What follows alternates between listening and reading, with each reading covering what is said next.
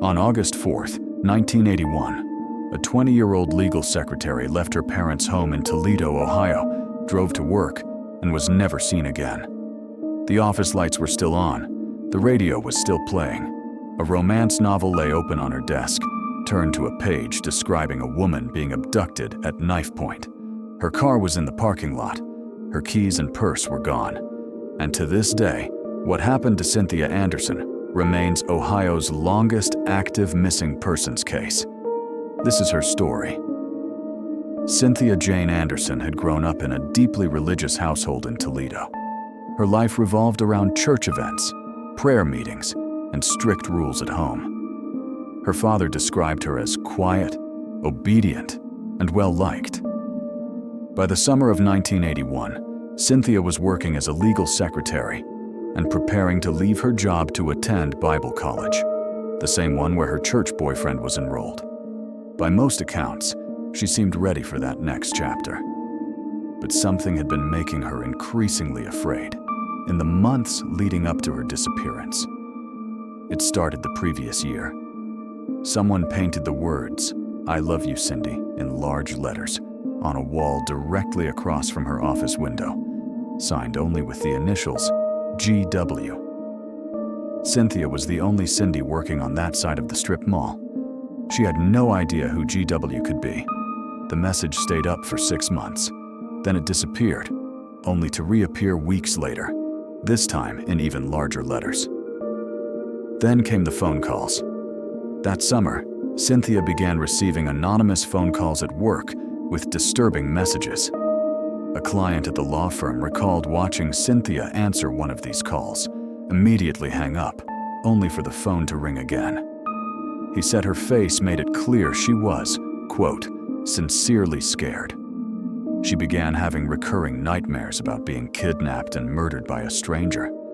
Her employers took the situation seriously enough to have her keep the office doors locked at all times, even during business hours, and installed an emergency buzzer at her desk that would alert a nearby business if pressed.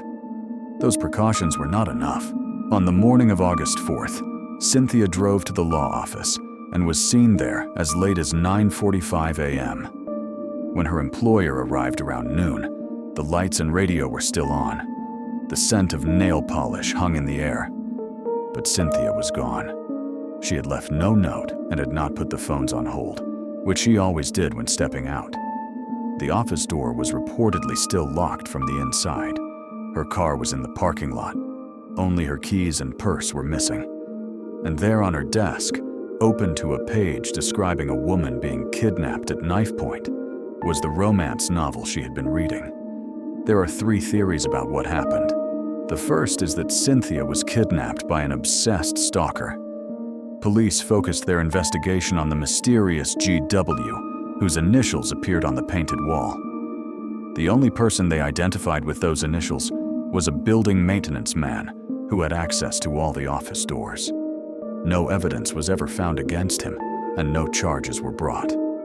Eventually, a man did come forward claiming he had painted the original sign, saying it was intended for a different Cynthia, not the one who disappeared. He was never charged either. 1 month after Cynthia vanished, police received an anonymous phone call from a nervous, whispering female voice. The caller claimed Cynthia was being held captive in the basement of a White House, and that the son of an out-of-town family who owned 2 houses nearby was responsible. Police begged for more details. The caller hung up. A search for properties matching the description found nothing. The second theory points to the law firm itself. One of the attorneys in Cynthia's office was later convicted in 1996 for involvement in a long-running drug conspiracy. His client, Jose Rodriguez Jr., was also convicted. Investigators theorized Cynthia may have accidentally overheard conversations about drug deals, making her a liability. During Rodriguez's 1995 trial, an informant testified that Rodriguez had admitted to killing Cynthia while threatening his lawyer. The judge ruled the statement unreliable, and no charges related to Cynthia's disappearance were ever brought against either man. 2 brothers named Anthony and Nathaniel Cook who murdered at least 9 people across Ohio during the 1980s, mostly young women, were also considered as possible suspects. As part of a plea deal, they confessed to numerous homicides, but specifically denied any involvement in Cynthia's disappearance. The third theory is perhaps the most unexpected. Some investigators and analysts who have reviewed this case believe Cynthia simply walked away from her own life. The evidence, at least circumstantially, is surprisingly compelling. There was no sign of struggle anywhere in the office. The door was locked from the inside, suggesting Cynthia herself locked it on her way out. She left her car behind, but took her keys and purse. She had been observed in the weeks before her disappearance, paying more attention to her appearance and losing weight, behavior her own father said may have contributed to her going missing. The household she was preparing to return to by attending Bible college was strict and religiously controlled. She had money sitting untouched in a bank account, which some interpret as a deliberate choice to leave nothing behind that could trace her movements. Then there's the anonymous phone call, the whispering woman who told police Cynthia was being held in a basement. Some have theorized that Cynthia herself made that call, deliberately sending investigators in the wrong direction to buy time. The whispering making her voice unrecognizable. The vague details making the tip impossible to verify or disprove.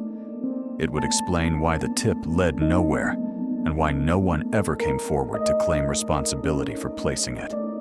Cynthia's father, Michael Anderson, spent the rest of his life hoping for answers. When he passed away in 2008, his obituary listed Cynthia among those who had preceded him in death. The case, however, remains officially open. Police in Toledo still ask anyone with information to come forward. Was Cynthia Anderson taken by a dangerous obsessive who had been watching her for over a year? Was she silenced to protect a criminal operation she had unknowingly stumbled into?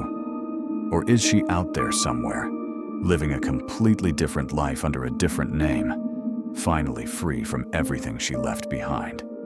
What do you think happened? Drop your theory in the comments. And if you want more cases like this, subscribe to Mystery Minute. We'll be here every week, digging up the truth.